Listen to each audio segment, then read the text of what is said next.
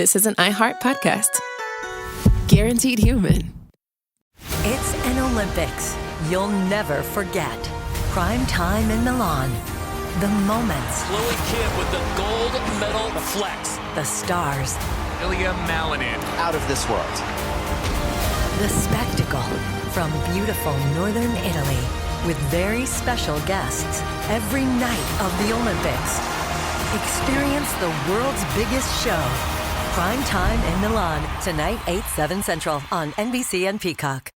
The big game commercials are basically must-see TV. This year, Elf Cosmetics went all out with an absurdly funny telenovela called Melissa. It stars Melissa McCarthy, Nicholas Gonzalez, Itati Cantoral, and Elf Glow Reviver Lip Oil. The Elf Glow Reviver Lip Oil is an ultra-glossy tinted lip oil that nourishes, hydrates, and enhances your lips' natural color. Watch the full episode of their new Elf novela on soyunbaño.com. Ever wonder why so many people regain weight after stopping a GLP-1? Up to 40% of the weight lost can come from lean muscle. This weakens the body, slows metabolism, and makes it easier to put the pounds back on, creating a cycle of dependency. Prolon's 5-day fasting-mimicking diet offers a drug-free way to maintain results and support long-term metabolic health. In just 5 days, it activates fasting pathways to burn fat, protect muscle, and rejuvenate cells, all while letting you enjoy real food. Get 15% off plus a $40 bonus gift when you subscribe at prolonlife.com/iHeart. That's prolonlife.com/iHeart. The Middle is supported by Journalism Funding Partners, a nonprofit organization striving to increase the sustainability of local journalism by building connections between donors and news organizations. More information on how you can support The Middle at listentothemiddle.com.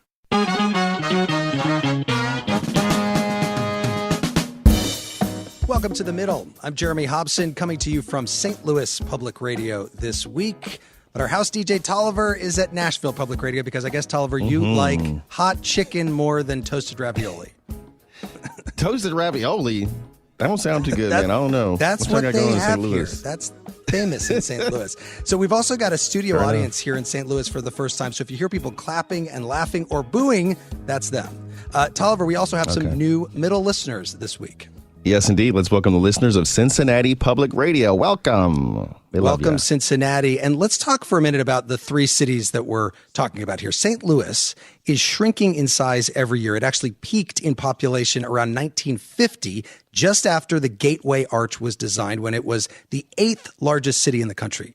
Cincinnati's population is actually growing slightly after decades of declines, but it's still much lower than it was at its peak. And Nashville is growing relatively fast, and the 2020 census recorded the most people living in that city ever. So what we want to know this hour is what you think cities that are shrinking can do to turn things around. You can call us at 844-4MIDDLE, that is 844-464-3353, or write to us at listentothemiddle.com, and we'll get to your calls in a moment. But first, last week we asked you, do you trust our court system? And I got to say, I was pretty shocked at how many listeners do not. Listen to some of these voicemails that came in. Hi, my name is Kelly, and I'm in Nashville, Tennessee. My name is Sam Dunham. I live in Anchorage, Alaska. I'm Cassandra, calling from Las Vegas. Hello, this is David from Louisiana. My big concern regarding the courts is, of course, concerning the Supreme Court, which seems to be accountable to nobody. It seems to me the reason that it's become a politicized issue because we have a system where we have a political figure who chooses who our judges are going to be. I trust the courts because I have to. Even if I don't always agree with it, I have to trust that they are still going to do their job. While it's clearly not a perfect system, I think people should take a beat and look at the magnificent achievement that a functional court system is within the context of history and the world. It does allow us to track down corruption and hold people accountable in a way that you simply can't do if you live in a country without a court system that at least strives to be fair and impartial. Well, thanks to everyone who called in, and you can hear that full show by subscribing to the Middle Podcast in partnership with iHeart Podcasts on the iHeart app or wherever you listen to podcasts. Okay, so our topic this hour. Many cities, including St. Louis, where I am this week, lost population during the pandemic. In fact, between April 2020 and July 2022, during the height of COVID, this city lost 5% of its population. But even after COVID, St. Louis, like so many other cities across the country, continue to see population drain. St. Louis recently dipped below 300,000 for the first time since the 1800s. And according to a study from the University of Illinois, Chicago, thousands of American cities could be virtual ghost towns by the year 2100 because of population decline. So what is happening and what can cities do to turn things around? Tolliver, what is that number for people to call? It's 8444-MIDDLE. That's 844-464-3353. You can also email us at listentothemiddle.com. Let's meet our panel. Joining me here in St. Louis, Ness Sandoval, professor of demography and sociology at St. Louis University. Ness, welcome. Thank you very much. And from Detroit, another city with its own long-standing struggles with population loss, Dante Chinni, director of the American Communities Project at Michigan State, who reports on demographics and politics for the Wall Street Journal. Dante Chinni, welcome to you. Thanks for having me. And before we get to the phones, it seems to me that there are three things that might cause a city to grow or shrink in population, and they would be opportunity, cost of living, and quality of life. And I would include in quality of life things like crime and education and transit. Ness Sandoval, am I missing anything? I think those are the three core factors that impact a city's population. I would add another one, how a person imagines their life in a city. Are you capturing the imagination of a person when they come to a city? Like, do they want to make the city their life, their American dream? Can they find it there? And so a lot of cities that we see that are growing today are capturing the imagination of a younger population. And so they want to experience life in those cities.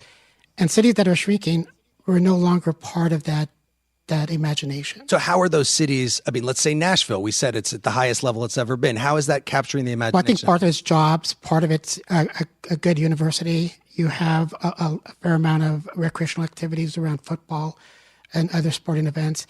So that captures you have the music industry. So that's capturing a younger generation of what life would be like in those cities. Dallas is the same way, Houston.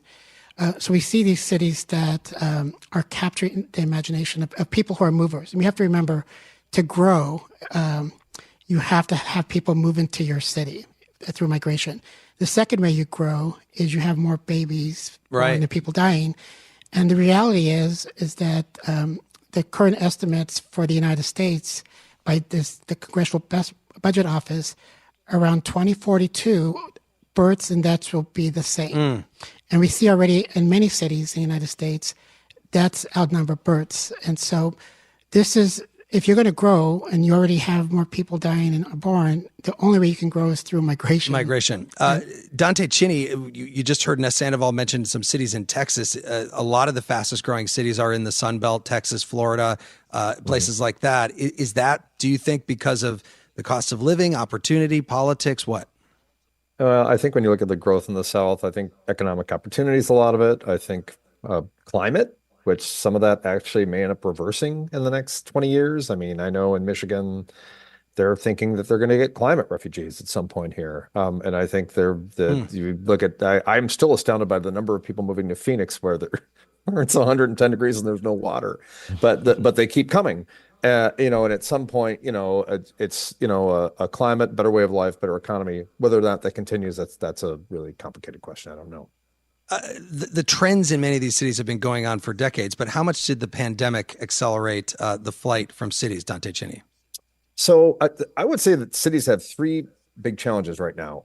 One is what happened with COVID and people fleeing the cities. I'm going to say, for the record, I know I may be an outlier on this, but I actually think this is somewhat overstated. I think this idea that, like, I read countless stories about everybody was leaving New York. I went to New York recently. It still looks like there's a lot of people there. The population numbers haven't moved as much as people think they have. I also think that, there was an immediate reaction and people left some of these places. I actually think some of that is actually kind of fixing itself a little bit. People are coming back. But the longer term problems for the cities, there's the medium term problem, which is, I do think the way that we're working is changing. That's the one thing that's come out of COVID that seems like it's a real thing. Fewer people going into the office, which means you've got a lot of buildings in cities that you don't know what you're going to do with. You're going to have to convert a lot of them. That's a real challenge.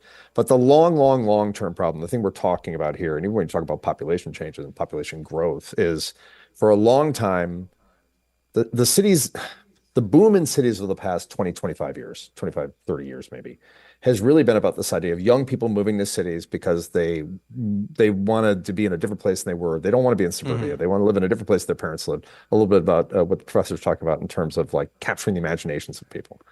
But when they decide they want to have kids, that's a different question. So I think a lot of what you're seeing in a lot of cities is people come to cities when they're young, they're in their 20s, they want to have a good time, they want to go to bars, they want nightlife, they want all the good things that come with being in a city.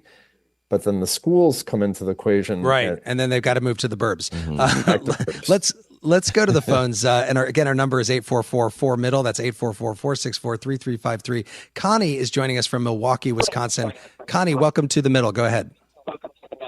Hey, thank you. It's good to talk with you. I think we need to first think out why we want to save cities. If cities are declining, should they be?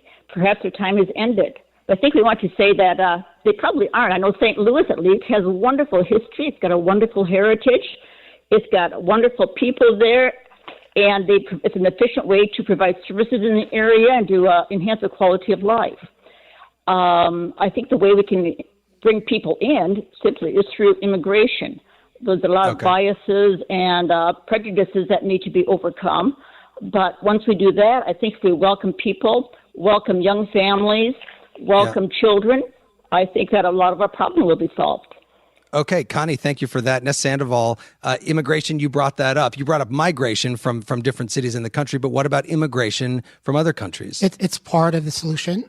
There aren't enough immigrants coming into the United States to solve every problem in every city. And so we have to recognize for a city of St. Louis, it will not solve the challenge for the city of St. Louis. It's one factor that will help St. Louis City turn things around. But St. Louis City needs American citizens moving to the city. I would say that when we think about, is the city dying? Many people who are leaving the city are just moving 2 miles away to the county. And so which is the case in many, many cities that in fact the metro areas in these places are still growing, and it's just the city itself that may be losing population. I would argue this podcast is supported by the original organic bedding and bath brand, Koyuchi. Koyuchi has spent 35 years pioneering quality organic textiles, long before the word organic became, trendy. But words matter to Koyuchi. Words like craftsmanship, longevity, and wellness. So what does the word wellness mean to Koyuchi? It means that all of our products are absolutely free from harsh chemicals and dangerous toxins that can seep into your skin. It means effortless style that looks as good as it feels with naturally breathable, pre-washed organic cotton. And what does all of that mean to you? Well, it means that you can sleep well in Koyuchi's crisp, cool, luxuriously soft sheets that are ethically made and made with you in mind. Live well, sleep well with Koyuchi. And now during our Memorial Day sale event, you can enjoy 20% off organic cotton sheets, towels, and everything else at Koyuchi.com. That's Koyuchi.com for 20% off from now until May 25th.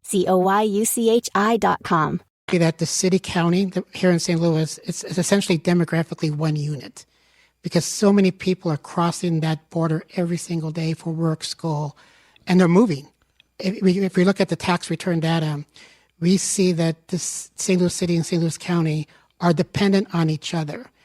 And so the reality is what we're seeing are administrative changes by city boundaries, but within the metropolitan region, there's tremendous population movement. And so we have to recognize that there is some out-migration, but for the most part, it's fairly stable. Well, and it'll be interesting to see if it just sort of ebbs and flows, and sometimes people move to the suburbs, and sometimes the city's hot again. Tolliver, when I was growing up, I used to fly through St. Louis from Champaign, Illinois on TWE, Trans World Express. And when you got to Lambert Airport in St. Louis, you could go almost anywhere in the world. Yeah, it's not really like that anymore. In fact, there's only one transatlantic route these days from St. Louis, and it goes to Frankfurt, Germany. But listen to this clip from 1961 about the promise of what was known as Lambert Field. Over 10 million passengers and visitors pass through this building each year. More than 220,000 landings and takeoffs, commercial, private, and military, were logged last year. From here, St. Louisans range out over the entire globe. Lambert Field is big business, a big business operated at a profit by the city of St. Louis. It's always interesting, Tolliver, to fly into St. Louis because the runways are still very big because of the history, but the planes often not so much anymore. makes Although sense. Southwest has been making a big push into St. Louis. We will be right back with more of your calls on The Middle. It's an Olympics you'll never forget. Prime time in Milan.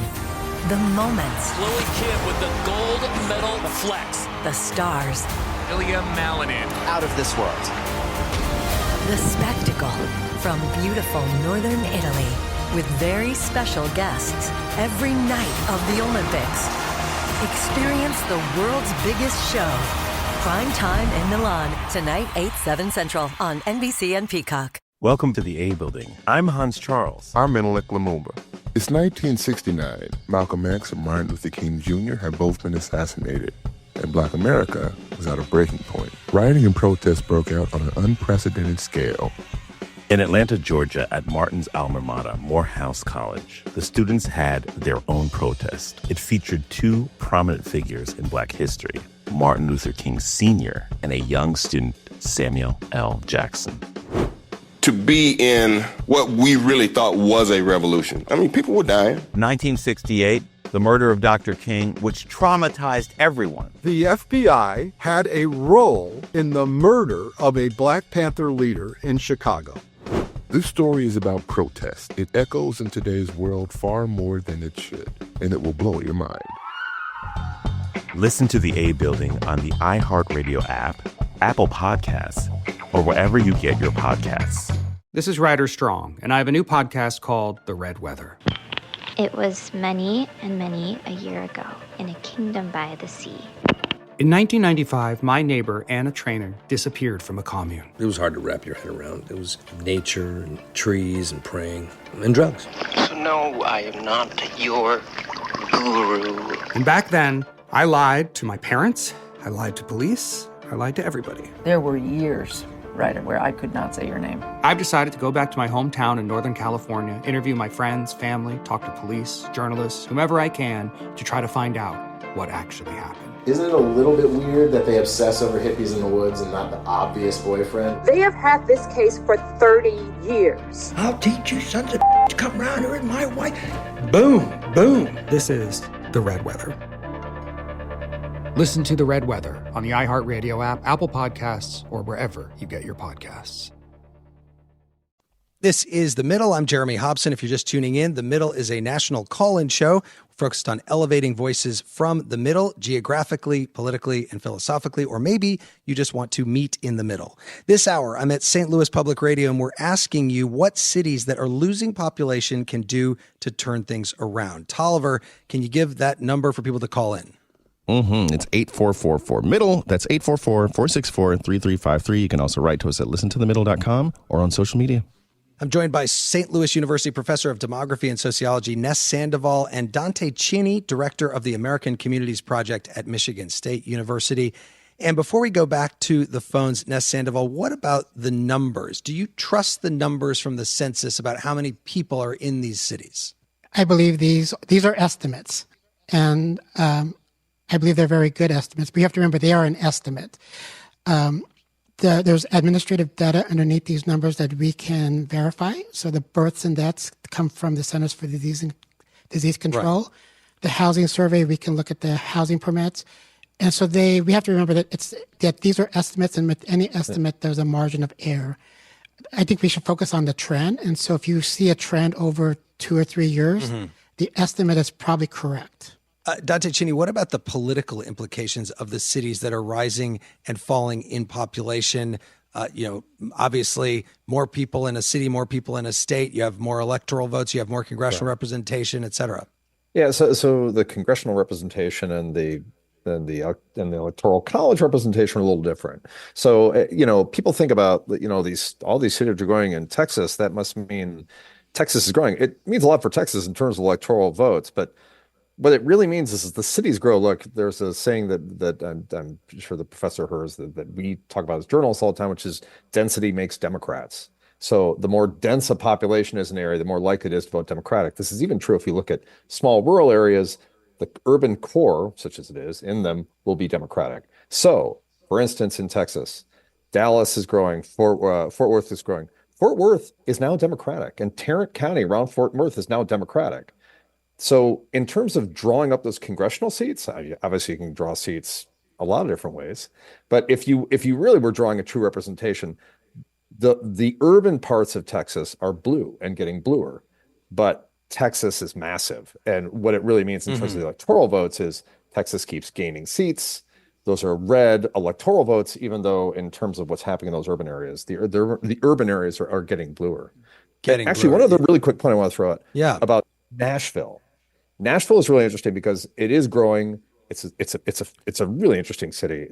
I love visiting it, but it's one of those places where the county and the city are one thing. So Davidson County and Nashville, so it's almost like the suburbs and the city are one thing in Nashville. Now there's also suburbs outside of there, obviously, but Davidson County it's pretty much contiguous with the city of Nashville. So you're getting some of that St. Louis City, St. Louis County thing. That's all Davidson County. It's all Nashville in Tennessee. Let's go to the phones. And Robert, who's in New Milford, Connecticut. Robert, welcome to The Middle. Go ahead. Thank you for taking my call, guys. I'm actually in human resources, and I actually hire engineers for tech companies. And I have a little bit of insight on the industry. And I feel during pandemic, some of the cities, they actually took advantage of attracting remote workers by offering them $10,000 or $15,000 for relocation to those cities. And another thing that universities can do is take advantage of being nonprofit, and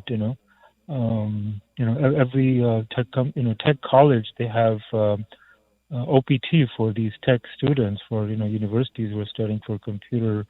They can attract foreign students to come to their colleges. And another thing cities can do is attract the foreign investors who are basically legally buying their way into U.S. Citizenship. They basically green card is for sale. So if they invest, I think $500,000 or $800,000 and employ 2 U.S. citizens, they can open up a business, and that could be a huge market.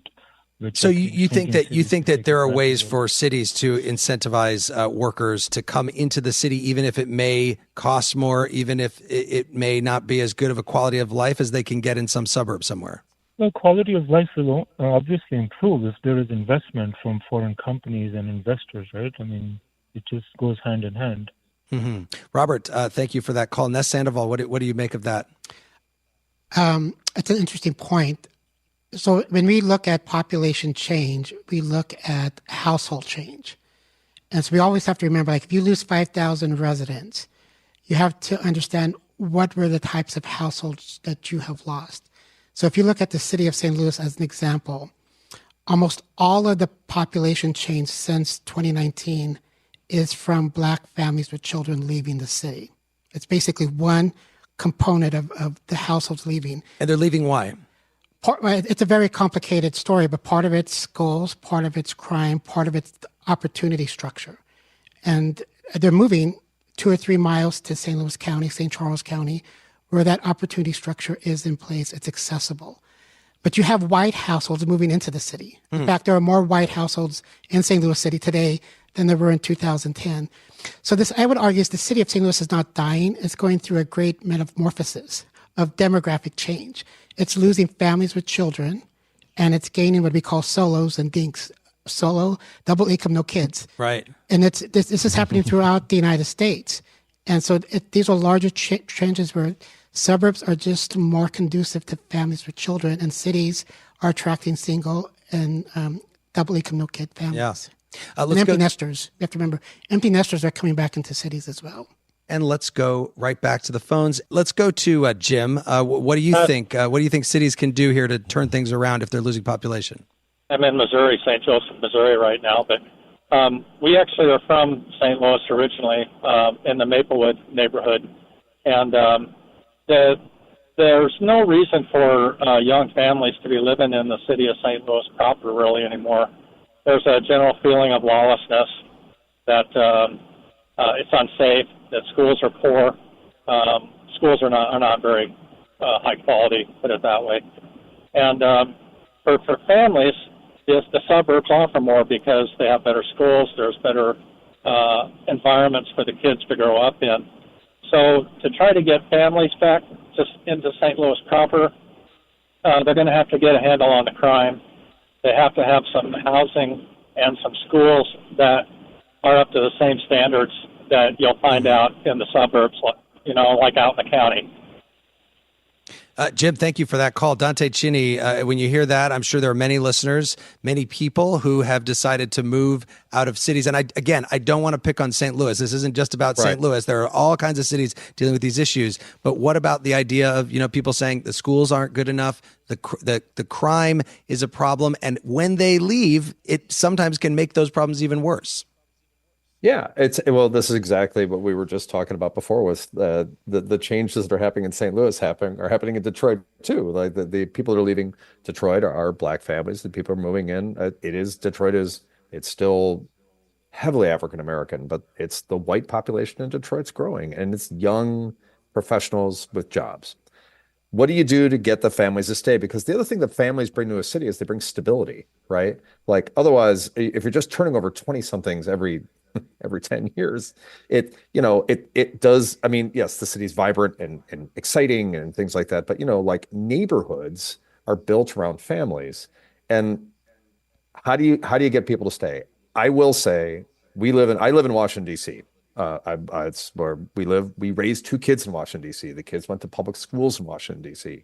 It's doable, but that's because there's a section of Washington, D.C. where it's like, okay, that school's good enough and we're going to make a go of it there. But the one thing that happened in D.C. is the real estate got so expensive, the families that stayed could not afford to pay for the house and the private school anymore. And all of a sudden, the public schools in upper Northwest D.C. all got very good. The one thing I would say about the schools in general, what made the schools, quote unquote, good was the parents that stayed there with the kids had all been to college. And it's honestly, so much of it is driven by the population within the school. So I understand why people flee the cities, why families flee the cities. And I understand the idea that like the suburban schools are, quote unquote, better and safety, things like that. But what you're going to have to do to get these families to stay, this is what the cities have to do. It's very complicated. You're going to have to develop like a neighborhood or two where like, okay, this area is safe for you now. Okay. And then we can grow that a little bit. Okay. Now this area is safe now. Okay. Like these schools, it's going to cost a little more to live here, but you can live here. It's safe and the schools are better. You have to kind of do that block by block and neighborhood by neighborhood to try to convince the families to stay. Start small. Tolliver, I know that there are some messages coming in online. Yes, a lot of them. Sherry suggests offer free or significantly reduced college. You'll be getting inundated with young blood, many of whom will stick around after getting embedded in the community. John in Harvard, Illinois writes, why would I live in a hugely expensive city whose services, schools, and amenities have eroded into unusable junk when I can move a bit away to a suburb and still have access to the city institutions like museums and sports teams? Junk. That's harsh. Yeah. Ness Sandoval, when you hear about the cost of living, can a city that is currently cheap stay that way for long? It'll be difficult. I even think if we focus on St. Louis, I looked at Detroit, we can see that there are parts of the city that are just not affordable for a young family. And I don't even use the word affordable anymore, attainable. To get attainable, to have that American dream of that house. Just about a block from here, a home sold for $1 million. That is not attainable for a young family. In many of the neighborhoods that are desirable, you have homes going for $700,000. Right. In a city that's quote unquote dying. The city's not dying. There's tremendous demand to live in some of these neighborhoods. I'll give you one interesting fact. St. Louis City is the second most popular city in Missouri for out-of-state movers. So they're coming into the city from Boston, New York, Houston, Dallas.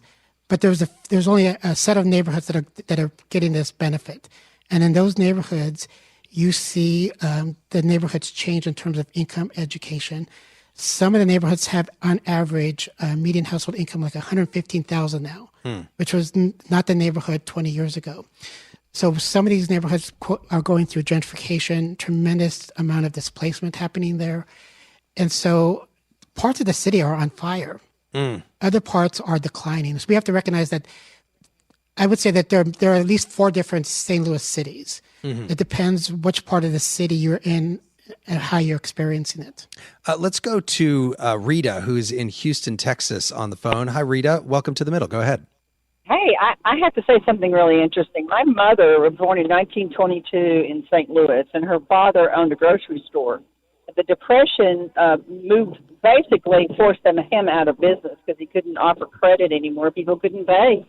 they moved to California. Most recently, I went back, I'd say maybe 5 years ago, I went back, and my cousin took me around to my grandfather's store that was still standing, but it was boarded up, and it was in a terrible neighborhood.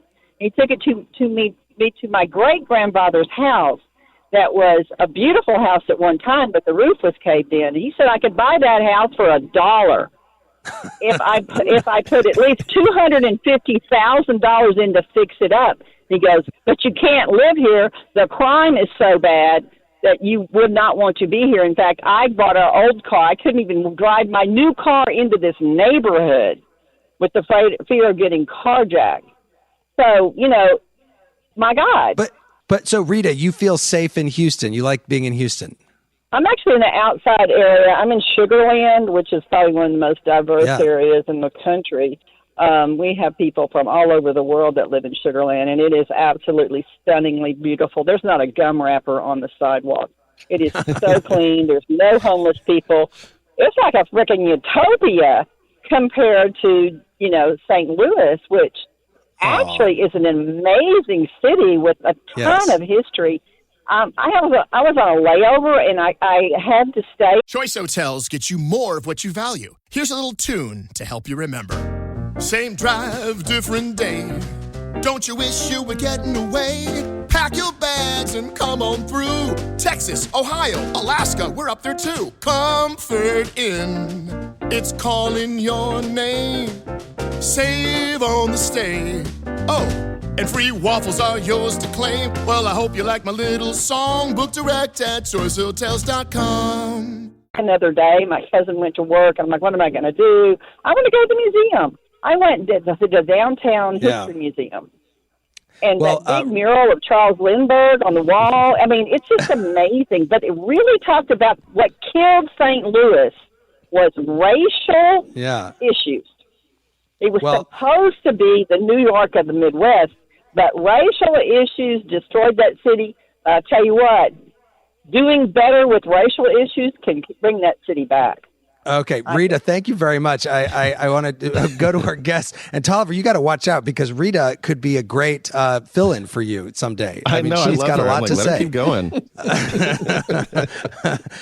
Actually, Ness Sandoval, what about the issue of race? I mean, that's a big part of this in a lot of cities, isn't it? I mean, there are cities that have had a history of segregation in this country, and there are also newer cities that don't have that same history of segregation. That is correct. So when we look at the list of cities from COVID that are losing population, there are cities that have had this history of racial segregation. Baltimore, Detroit, Chicago, St. Louis. These are all cities that developed under this era of racial segregation.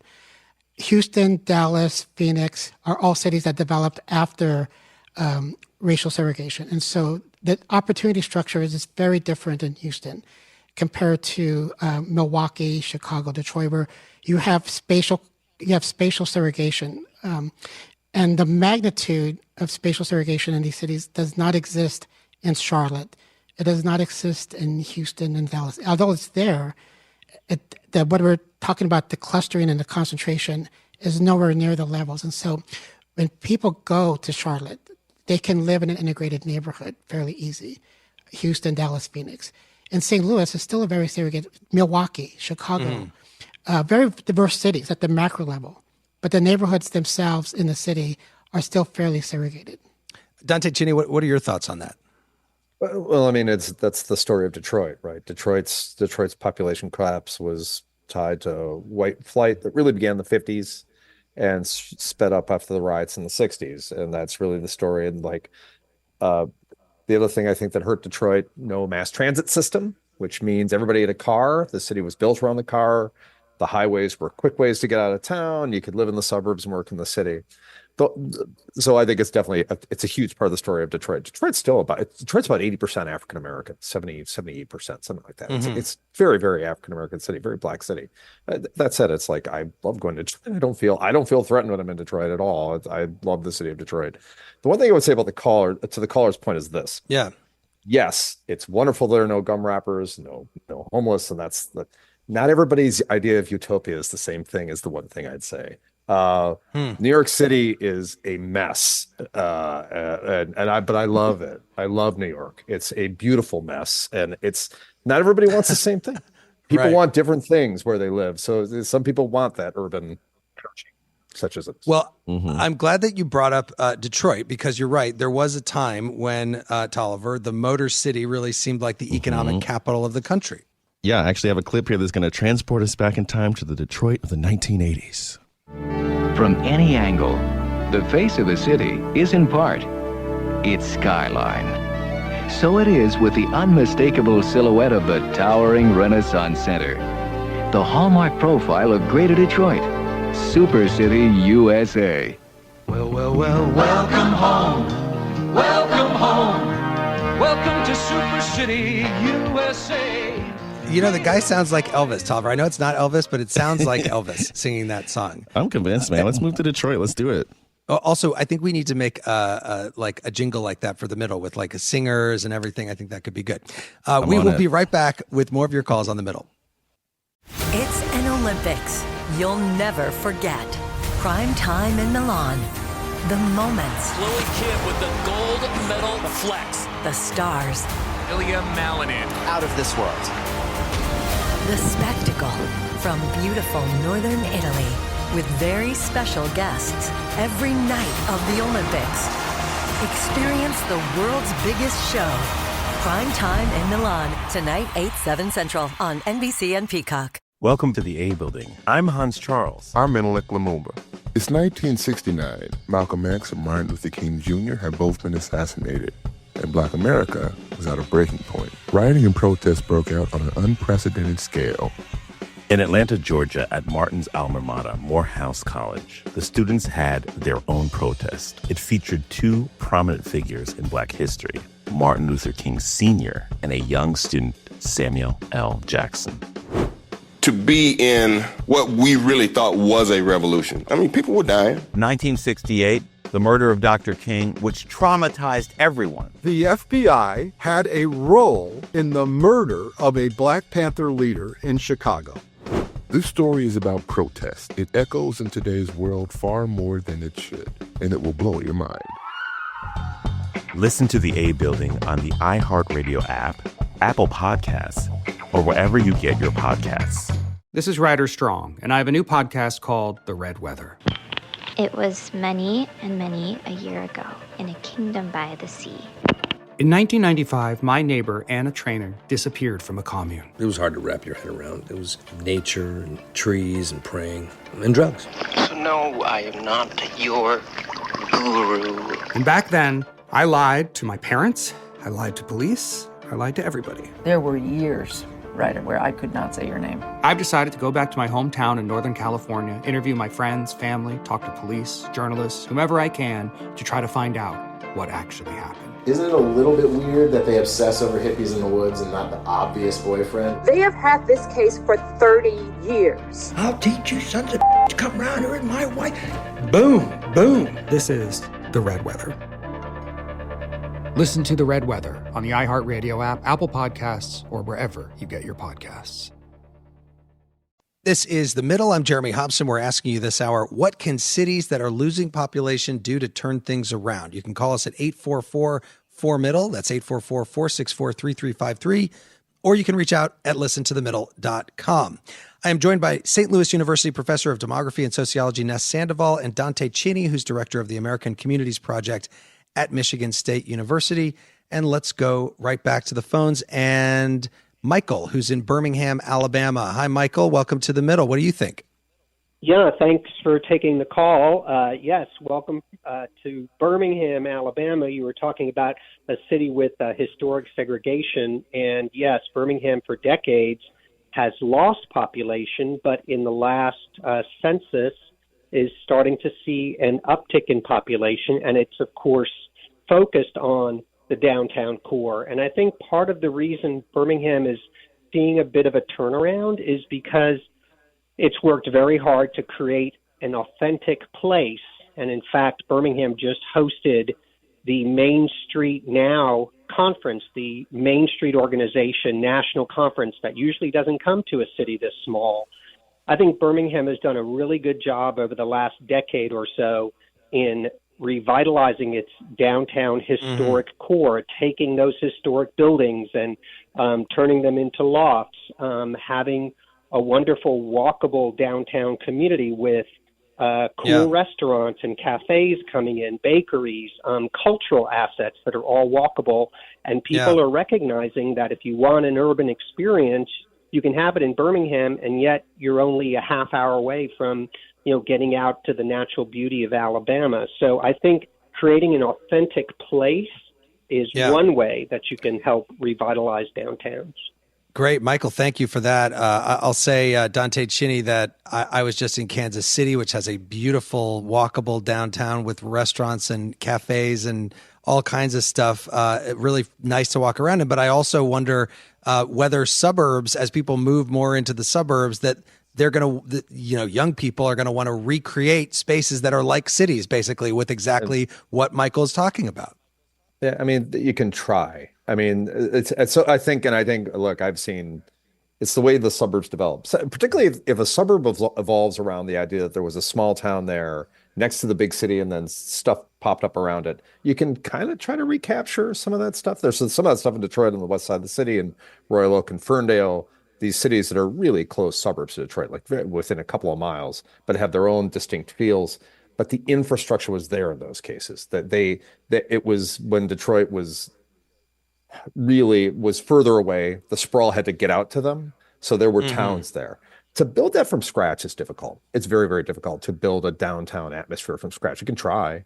I mean, I live in DC, like I say, Bethesda tries. I mean, there's kind of an ersatz downtown, which is fine. I like it. It's nice, but it doesn't feel like the city. Yeah, it's you're talking about places like the main line outside of Philadelphia that are these old towns that have been there for a long time. It's on a train line, and so they've got their own character. Let's go to one of our new listeners in our new city of Cincinnati, Ohio, that just started airing The Middle. Vince is with us. Hi, Vince. Welcome to The Middle. Thank you for taking my call. I want to say that the easiest thing that can be done is to change the perception. There are no real such things as good neighborhoods, good parts of a city, bad parts of a city. It's whether people are perceiving that's the case, whether that's actually a case or not. Because, I mean, for the people living there, it's where they live. That's a good thing for them. They'd rather be living there than nowhere else, or rather than nowhere at all. The big concern then is, how do you change the perception? And you change the perception by putting your feet on the ground and actually doing things. As the previous caller was talking about their cousin saying, I could buy that house for $1 and XYZ. Well, buy the house for $1. Do something with it. Change it. If you're going to give tax incentives to a business to come into the city, then say, this neighborhood that needs revitalization, well, you can have the tax incentives, but your executives have to live in this area. Right. Cincinnati is doing something that's really interesting, is that its Port Authority is buying houses that are dilapidated, that need work and stuff like that, revitalizing them and selling them specifically to low-income families that would not normally be able to get these houses. It's completely restructuring and revitalizing the city itself. You don't need to have this white flight to the suburbs, because the suburbs are just the little boxes made of ticky-tacky. Yes, moving around. Well, there are some nice suburbs out there too, but thank you for that call, Vince. I'm going to get to another one. Tyler is in Chicago. Hi, Tyler. Go ahead. Welcome to The Middle. Hey, thank you for having me. My question hopefully isn't too much off topic, but I'm from Chicago, which is an extremely developed city, also seeing a fall in population. My question is how much the reaction to the COVID pandemic may have affected larger cities, on the size of Chicago. If that is, for some reason, the shutdown that they have done, we're kind of forcing people to maybe move out. And you had mentioned earlier in the show, a rise in people moving to more of the Sunbelt states like Florida and Texas.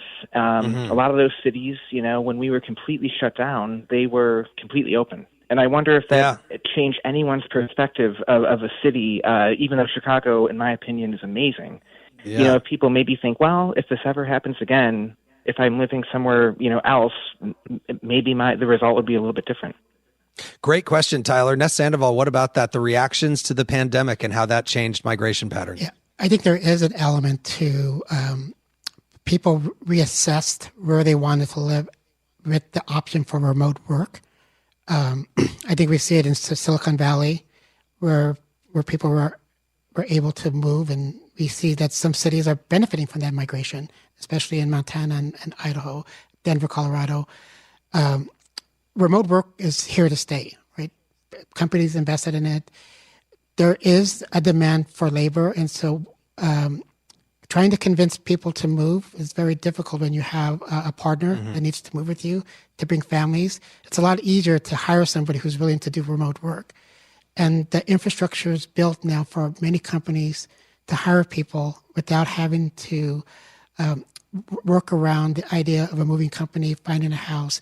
And so that remote work is going to be here. And that's difficult for companies who are building an idea around tech companies, because it's those tech companies that have the infrastructure for remote work. And so I want to come back to this idea of perception, because this is very important. That was a good point as well. We live in an era of social media. And so we have to recognize that we have great sociological studies that show that people overestimate the actual phenomenon that we're studying. And so social media is very important, understanding that people are probably overemphasizing the amount of crime that's happening in the city compared to the actual crime that's happening in the city. And so that perception is very important, and it goes with school districts as well, the perception of a quality school district. And so to changing those perceptions is very difficult, regardless of what the actual data says. Which the data say right now that crime is coming down. Yes. But people's perception does not correlate to the actual data. Let's go to Anna, who's in Baltimore, Maryland. Hi, Anna. What do you think? Welcome to the middle. Hey, thanks for having me. So I was born in St. Louis, and I moved to Baltimore to go to college, where I've lived here for the past 6 years. So I have perspective from both cities and their similarities as well as their differences. But I agree. I think the thing that people need to change the most is their perception of these cities. All my life growing up in St. Louis County, I was told, avoid the city, it's dangerous, there's too much crime. When I moved to Baltimore, my family said, you're crazy, there's too much crime there, how could you ever go there? Despite the fact that crime's been declining for the past 2 years, lowest homicide rate in a decade in both cities, there's still this perception, which is often rooted in racism, with Baltimore being a majority black city, that it's just a dangerous place, and that's simply not true. So I think what people need to do is actually go out, visit these cities, and check their perceptions at the door.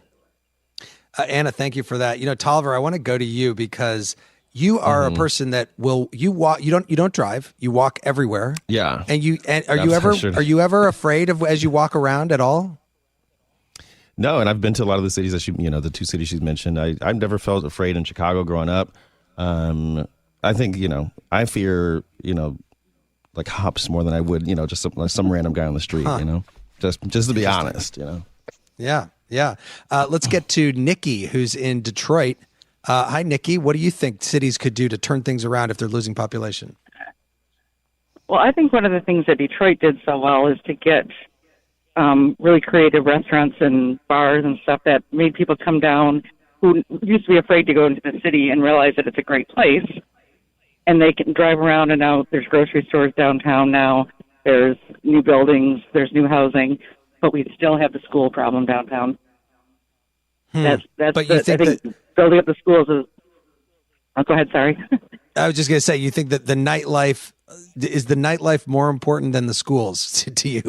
Or what do you think? How does it measure up? Well, to me, because my kids are out of the house, so I'm heading to Detroit right now to go have drinks, and I have been looking to move down there as empty nester, but I think it's like you're saying, that the younger people or the empty nesters are moving down because of the nightlife. Right. But to get the young families, you need to build up the schools. But when I went to college down there, and there were no grocery stores. You had to go out to the suburbs to buy anything. And now that all those stores are coming back to the city, so you can stay right downtown.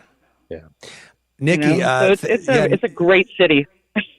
Thank you for calling in. And Dante Chinni, one of the nice things about doing a show like this that's live in the evening is people are on their way to drinks, or sometimes they've had the drinks and then they call, and we can tell when that happens. But what do you make of Nikki's comments about nightlife and the importance of it? Yeah, look, Detroit is a lot of fun, man. I love going downtown to Detroit. The thing she talked about, though, with this idea of there are more experimental restaurants and things. Look, one of the advantages that Detroit has and these other cities that are that have struggled for a long time is it's cheaper to do work there. So if you've got an idea for a restaurant, it's not expensive to get a place and try it. And there was a lot of this in Detroit where people took these tiny little places that I'm going to do this here, I'm going to do this. I'm going to do this random restaurant here. And it ended up creating like a lot of really good restaurants, a lot of really good bars, and most important, experimental, because it doesn't cost an arm and a leg to get into the game in terms of the nightlife part of it. You can get in cheap, and if it works, you got a hit, and if it doesn't work, you're not out of a lot of money. It leads to more experimental, interesting nightlife. Let's go to Al, who's in Ketchum, Idaho. Al, welcome to the middle. Go ahead. Hi. I wanted to take the contrary point of view that a falling population is not only going to improve your lifestyle, it's going to give you more open space, reduce the cost of housing, congestion, resource use, emissions, everything. I mean, as Sir David Attenborough said, all our environmental problems are either caused by, made worse by, and eventually made unsolvable by our ever-growing human population. You can see it in our emissions. 1980, since then, we have reduced our emissions per capita in the U.S. 25%. The population has risen by 50%. That's why we're not getting anywhere. Al, are those birds in the background, by the way? Are we hearing birds in Idaho behind you? You are. My backyard is full of bird feeders, trees, and birds. That's nice. So that's why you don't want the city to be growing too fast. Thank you for that call. I want to bring that up because I'm glad you brought that point up. Ness Sandoval, not everybody wants their city to grow. Are we focusing on growth at all costs? Or is there a good thing about a city that is shrinking? When you talk about historic cities like St. Louis or Detroit, there's an infrastructure that's in place. And so if you have a declining population, there have to be tough decisions about the infrastructure. I think Detroit had this discussion over a decade ago in recognizing that many of the people are not going to come back to parts of the city.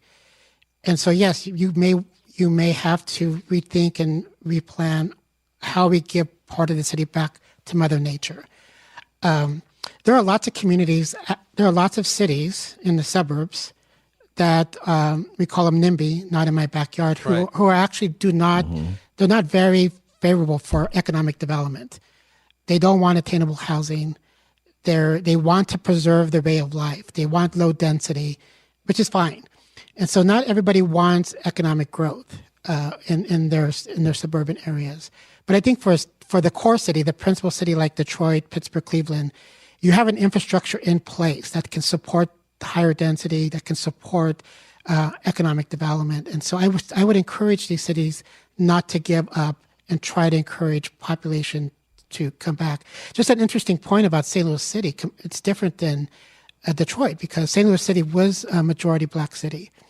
Right now, the white population is larger than the black population. And if the trends continue, the white population will be the majority in St. Louis City. Wow. It's already the majority in terms of households.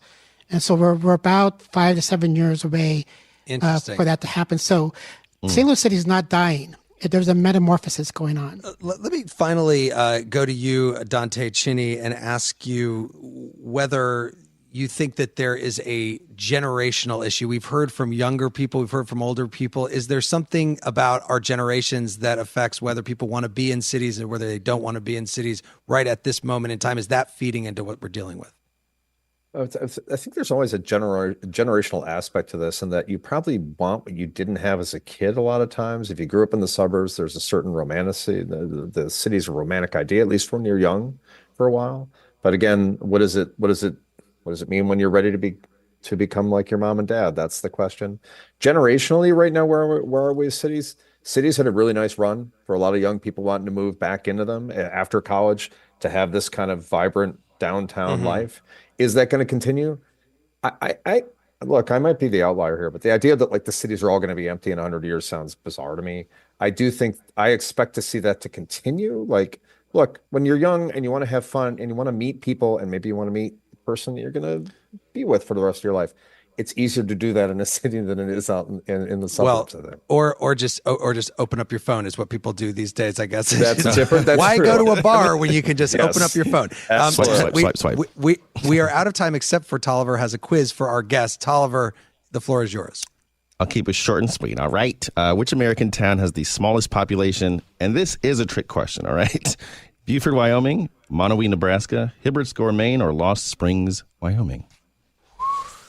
Smallest population like within the boundaries. Smallest population, yeah. Mm-hmm. Ness Sandoval, Dante Chinni, any guess? I would say Wyoming, the town in Wyoming. Lost Springs, Wyoming. Dante, what do you say? Well, you said it's a trick question, so I'm not going to say Alaska, but I was going to say the town in Alaska. They all have the population of one person. Wow, I was not expecting that. I will say that's easy to provide services. Yeah. Yeah, exactly. All right. Well, let me thank my guests, St. Louis University professor of demography and sociology, Ness Sandoval, and Dante Chinni, director of the American Communities Project at Michigan State and a reporter at the Wall Street Journal. Thanks to both of you. Thank you. Thank you. And Tolliver, what do we have on tap for next week? Next week, we'll be taking a look inward, sort of. We'll be asking, what can media organizations do to gain or regain your trust? You can call us at 844-464-3353 or write in at listentothemiddle.com. And while you're there, sign up for our weekly newsletter. The Middle is brought to you by Long Nook Media, distributed by Illinois Public Media in Urbana, Illinois, and produced by Joanne Jennings, Harrison Patino, Danny Alexander, and John Barth, who is celebrating his birthday today. Happy birthday, John. Woo! Our intern is Annika Deschler. Our technical director is Jason Croft. Our theme music was composed by Andrew Haig. I want to thank our friends here at St. Louis Public Radio, Ryan Schulte, Wayne Pratt, and Brian Heffernan. And thanks to the more than 410 public radio stations that are making it possible for people across the country to listen to The Middle. I'm Jeremy Hobson. Talk to you next week.